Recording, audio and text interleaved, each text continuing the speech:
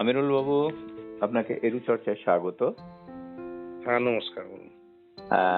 আপনি তো দেখেছেন একজন শিক্ষক নেতৃত্ব হিসেবে আপনার নজর এড়ানোর কথা নয় যে শিক্ষা দপ্তর থেকে এসএসকে কে পঞ্চায়েত দপ্তরে পুনরায় ফেরত পাঠানোর যে নোটিশটি জারি করেছে সেখানে 3টি কারণ উল্লেখ করেছে।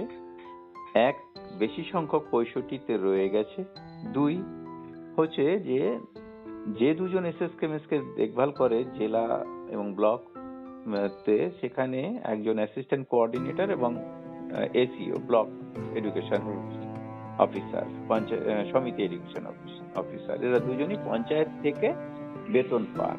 আর আরেকটা কারণ দেখিয়েছে যে যেখানে শুরুতে পঞ্চায়েতেই এই এসএসকে জন্ম হয়েছিল, সেই কারণে তাদেরকে আবার দেখভালের জন্য পঞ্চায়েতেই ফেরত পাঠিয়ে দিয়েছে।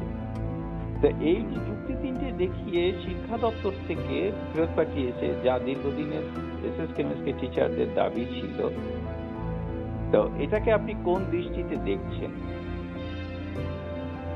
হ্যাঁ, দেখুন, প্রথমেই আমি আপনার চ্যানেলের মাধ্যমে রাজ্যের সমস্ত এসএসকে শিক্ষক শিক্ষিকা, একাডেমিক সুপারভাইজার সকলকে আমার সংগঠনের পক্ষ থেকে আন্তরিক শুভেচ্ছা জানাচ্ছি এবং শুভ নববর্ষের দ্বিতীয় শুভেচ্ছা। এখন গত 2-3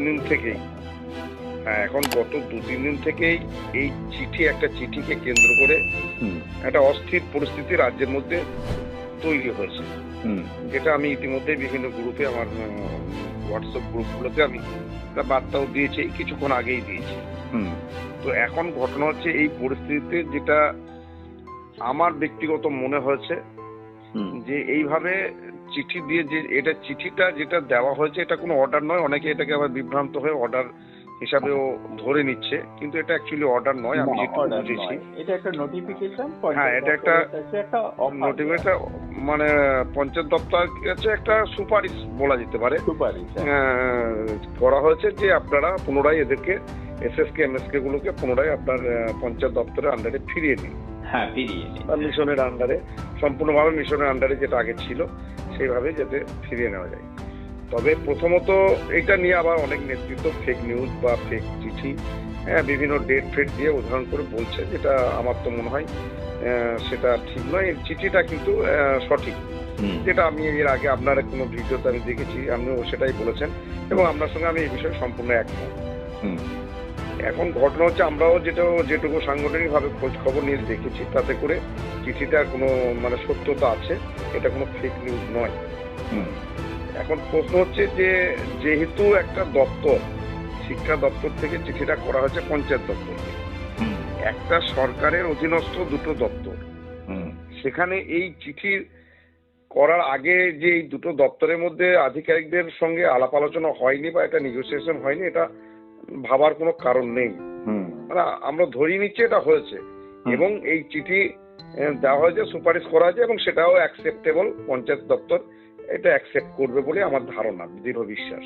আচ্ছা, কিন্তু এখন প্রশ্ন হচ্ছে যে এইভাবে কি সরকার আবার পুনরায় এই 2 বছরের মধ্যেই শিক্ষা দপ্তরে নিয়ে আসলো, সরকার একটা আদেশনামা জারি করে অপশন দেওয়া হলো, সেখানে 60-65 অপশন দেওয়া হলো।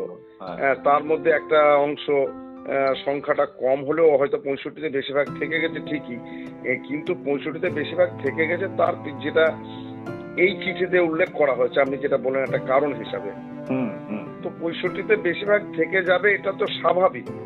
কারণ এখনই যদি সার্ভে করে দেখা যায় যে সমস্ত শিক্ষক শিক্ষিকারা এই এসএসকে-এমএসকে সঙ্গে যুক্ত, তাদের অন্তত 50%-এর চেয়েও বেশি বয়স হচ্ছে 60-এর উপরে, তাহলে তারা তো 60-এ আসতে পারে না। আর একটা অংশ মনে হয় যে 50% পড়ে থাকলো, তারও অন্তত 25 থেকে 30%-এর বয়স হচ্ছে 57-58 এরকম জায়গায় ছিল। ইতিমধ্যে হয়তো তারাও 60-এর দোরগোড়া পেরিয়ে গেছে।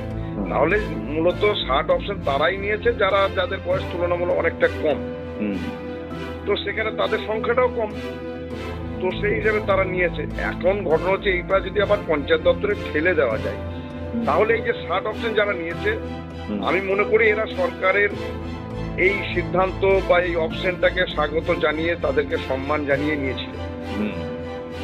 তাহলে সেই সরকারের পক্ষ থেকে তাদেরকে আজও পর্যন্ত কোন রকম কোনো সুযোগ সুবিধা দেওয়া হয়নি। তার পরিপ্রেক্ষিতে দেখবেন কিছু 60 অপশনধারী শিক্ষক তারা আইনের দ্বারস্থ হয়েছে এবং কোর্টের মাধ্যমে তারা 65-তে ফিরে যেতে বাধ্য হয়েছে। কিছু কিছু ফিরে গেছে, এখনো বেশ কিছু কেস হচ্ছে বা আগামী দিনেও হবে বলে আমাদের কাছে যে সমস্ত খবর। তো এখন এই পরিস্থিতিতে যদি পঞ্চায়েত দপ্তরে ফিরিয়ে দেওয়া হয়, সরকার যদি ফিরিয়ে দেয়, তাহলে যারা 60 অপশন নিয়েছে তারা কি অপরাধ করবে? তাহলে তারা কি এই 60 অপশন যে তাদেরকে যে সরকার অপশন দিয়ে তাদেরকে পার্শ্ব শিক্ষকদের সমান মর্যাদা এবং পার্শ্ব শিক্ষকদের সম বেনিফিট তাদেরকে দেওয়ার কথা ঘোষণা করেছিল, তাহলে এটা কি মানে কি ছিল? এটা কি কোনো ছলচাতুরি ছিল? তা তো হতে পারে না। একটা সরকার তার অধীনস্থ কর্মচারীদের সঙ্গে তো এরকম ছলচাতুরি করতে পারে না। তাহলে তারা দাঁড়াবে কোথায়? এখন প্রশ্ন হচ্ছে, তাহলে যদি পঞ্চায়েত দপ্তরে ঠেলে দেয়, তাহলে কি 60 অপশনধারী শিক্ষকরা এই যে প্যারা টিচারদের সমান বেনিফিট তারা পাবে কি? তো আমার তো মনে হয় না, আমার ব্যক্তিগত কখনোই মনে হয় না যে কখনোই সেটা পেতে পারে। কারণ শিক্ষা দপ্তর সম্পূর্ণ হচ্ছে শিক্ষা সংক্রান্ত সমস্ত সিদ্ধান্ত শিক্ষা দপ্তরের মাধ্যমে হবে। পঞ্চায়েত দপ্তর তাদের একটা আলাদা সম্পূর্ণ একটা অন্য সংস্থা, অন্য বিষয় নিয়ে তাদের কার্যকলাপ, অন্য বডি, আর সম্পূর্ণ একটা আলাদা বডি। সেখানে জনসেবা, রাস্তাঘাট, এই সমস্ত স্বাস্থ্য, পানীয় জল, এই সমস্ত নিয়ে পঞ্চায়েত দপ্তর চলে। কিন্তু শিক্ষা সংক্রান্ত বিষয়টা পঞ্চায়েত দপ্তরে চলে, এর আগে পর্যন্ত ছিল। কিন্তু শিক্ষা বিষয়ক কোন সিদ্ধান্ত পঞ্চায়েত দপ্তর কি নিতে পারবে? নিতে পারে না, এটা তো আমার ধারণা কখনোই নিতে পারে না। এখন সেই জায়গায় দাঁড়িয়ে এইটা একটা চিঠি, মানে একটা কথা বলতে গেলে এই মুহূর্তে রাজ্যের শিক্ষক শিক্ষিকারা, আমাদের SSKMSK শিক্ষক শিক্ষিকারা চরম বিভ্রান্ত। তো এই জায়গায় দাঁড়িয়ে আমার মনে হয় এই যে আজকে কোথায় দাঁড়াবে এই সমস্ত শিক্ষকরা, কোথায় দাঁড়াবে? সরকার যদি তাদের সঙ্গে এইভাবে ছলচাতুরি করে, সরকার এর পক্ষ থেকে যদি এইভাবে তাদেরকে 2 বছরের মধ্যে অনেক লড়াই সংগ্রামের মধ্য দিয়ে শিক্ষা দপ্তরে নিয়ে আসার জন্য আমরা দীর্ঘদিন ধরে লড়াই করার পরে একটা যাই হোক কিছুটা হলেও আমরা শিক্ষা দপ্তরে গেছি বলে এরকম একটা ধারণা অনেকে আছে। তবে এখানে অনেক প্রশ্ন আছে যে কতটা শিক্ষা দপ্তরে আমরা যেতে পেরেছি, আদৌ কি শিক্ষা দপ্তরে আমরা সম্পূর্ণভাবে গেছি, সেখানেও আমার প্রশ্ন আছে। তার কারণ শিক্ষা দপ্তরে যদি আমরা সম্পূর্ণভাবে যেতাম, তাহলে শিক্ষা দপ্তরে অধীনস্থ আমরা মিশনের সঙ্গে কি সম্পর্ক? আমাদের থাকার তো কোনো কথা ছিল না। কিন্তু আমরা তো দেখতে পাই সমস্ত কিছু অর্ডার, SSKMSK অর্ডার জারি হলে সেখানে রাজ্য শিশু শিক্ষা মিশন থেকেই অর্ডারগুলো আসে। আমরা ব্লকে লেভেলে বা জেলা লেভেলে আমরা দেখতে পাচ্ছি SI অফিস থেকেও আমরা বঞ্চিত বিভিন্ন বিষয় নিয়ে। যেখানে রিসেন্ট যে ডায়াস ফর্মটা পড়া হলো, সেখানে ডায়াসের যে সমস্ত মানে সংশোধন বিয়োজন এইসব যে বিষয়গুলো ছিল, তো সেখানে আমরা লক্ষ্য করে দেখেছি এই নিয়ে আমাদের ব্লকেও যথেষ্ট লড়াই করতে হয়েছে। সেখানে প্রাথমিক প্রাইমারিদের নিয়ে SI মিটিং করছে, ভার্চুয়াল সভা করছে, সেখানে আমাদের SSK গুলোকে যুক্ত করা হয়নি। আবার upper primary, high school, junior high স্কুলদের নিয়ে মিটিং করেছে, সেখানে কিন্তু SSK গুলোকে যুক্ত করা হয়নি। তাহলে যদি শিক্ষা দপ্তরে আমরা থাকতাম, তাহলে তো সবাইকে একসঙ্গে প্রাইমারির সঙ্গে SSK এবং আপার প্রাইমারির সঙ্গে MSK কে যুক্ত করে দিয়ে সভাগুলো হতো। সেটা হচ্ছে না। কোর্সের বিষয় নিয়ে আমরা লক্ষ্য করে দেখি একই বিষয়। তাহলে আমরা কোথায় আছি? সরকার এখনো পর্যন্ত কোর্সের যে অর্ডারটা রয়েছে সেখানে প্রাইমারি কিন্তু SSK কিন্তু প্রাইমারির সঙ্গে যুক্ত করেছে কোর্সের ব্যাপারটা। হ্যাঁ, যুক্ত করেছে, যেটা অর্ডার হিসাবে যুক্ত করেছে, কিন্তু সেখানে নিচের স্তরে দেখতে পাচ্ছি আমরা ব্লক লেভেলে গিয়ে সেখানে যুক্ত করলেও গুরুত্ব দেওয়া হচ্ছে না। প্রাইমারি শিক্ষকদের যেভাবে গুরুত্ব দেওয়া হচ্ছে, SSK সহায়িকাদের সেভাবে গুরুত্ব দেওয়া হচ্ছে না অর্ডার থাকা সত্ত্বেও। তাহলে এই যে একটা দ্বিচারিতা, একটা সরকারের অধীনস্থ কর্মচারী, যেমন প্রাথমিক স্তরের যারা প্রাথমিক শিক্ষক তারা যেমন সরকারের অধীনস্থ কর্মচারী, SSK সহায়িকারাও সরকারি অধীনস্থ কর্মচারী।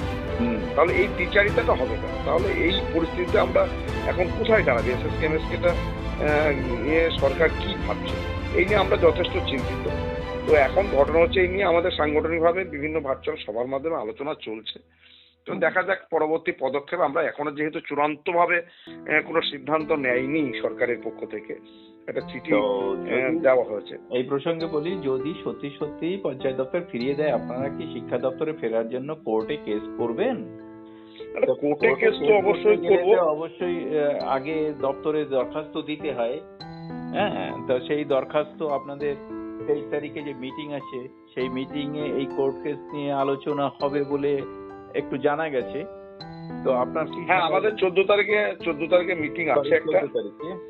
হ্যাঁ, এখন খুব তড়িঘড়ির মধ্যে মিটিংটা ডাকা হয়েছে। জানি না কতটা উপস্থিতি কিভাবে হবে বুঝতে পারছি না, কারণ এই মুহূর্তে বিভিন্ন জায়গায় এই ডায়াস নিয়ে সব জায়গায় এখনো সম্পূর্ণ হয়নি। ডায়াসের একটা ব্যাপার চলছে। আর একটা বিষয় হচ্ছে এই জানুয়ারিতেই প্রথম উইক থেকে শুরু হয়েছে, যেটা রুবেলা হামের যে টিকাকরণ, এটা বিভিন্ন স্কুলে বিভিন্ন ডেটে পরপর হয়েই যাচ্ছে। তো এই পরিস্থিতিতে কতটা মিটিং এ উপস্থিতি হবে সেটা একটু দেখতে হবে। যাই হোক, আলোচনা আমাদের মূল বিষয়, দুটো বিষয় নিয়ে আলোচনা আছে। এটা হচ্ছে একটা ইপিএফ এর কেস করার বিষয় নিয়ে আমরা একটা ভাবছি সাংগঠনিক ভাবে। তো এই বিষয় নিয়ে একটা ইপিএফ এর কেস করার ব্যাপারে চিন্তা ভাবনা চলছে, বা ইতিমধ্যে প্রাথমিক কর্মসূচি। আর এইটা আর নতুন আবার একটা সংযোজন ওদের সঙ্গে, যে শিক্ষা দপ্তর থেকে যে পঞ্চায়েত দপ্তরকে চিঠি দেওয়া, এই বিষয় নিয়ে আলোচনা হবে। এবং পরবর্তী পদক্ষেপ, আমরা যদি সরকার সত্যিই যদি এই চিন্তা ভাবনা থেকে সরে না দাঁড়ায়, তাহলে আমাদের কেসে যেতে হবে, প্রয়োজনে আন্দোলন কর্মসূচিও নিতে হবে। কারণ কেউ তো দেওয়ালে পিঠ ঠেকে গেলে তবে তো এগোতেই হবে, আর তো দেয়াল ভেঙে পিছিয়ে যাওয়া সম্ভব নয়। সরকার আমাদের দেয়ালে পিঠ ঠেকিয়ে দিয়েছে, তাহলে বাধ্য হয়ে আমাদের আর বসে থাকার কোনো জায়গা নেই। আমাদের আগামী দিনের কর্মসূচি আমাদের দিতেই হবে। তাতে সেখানে আইনি লড়াই চলবে, পাশাপাশি রাস্তা লড়াইও আমাদের নামতে বাধ্য হতে হবে। আচ্ছা আচ্ছা আচ্ছা, ঠিক আছে, আপনাকে অনেক অনেক ধন্যবাদ। ঠিক আছে, আপনাকে অনেক ধন্যবাদ।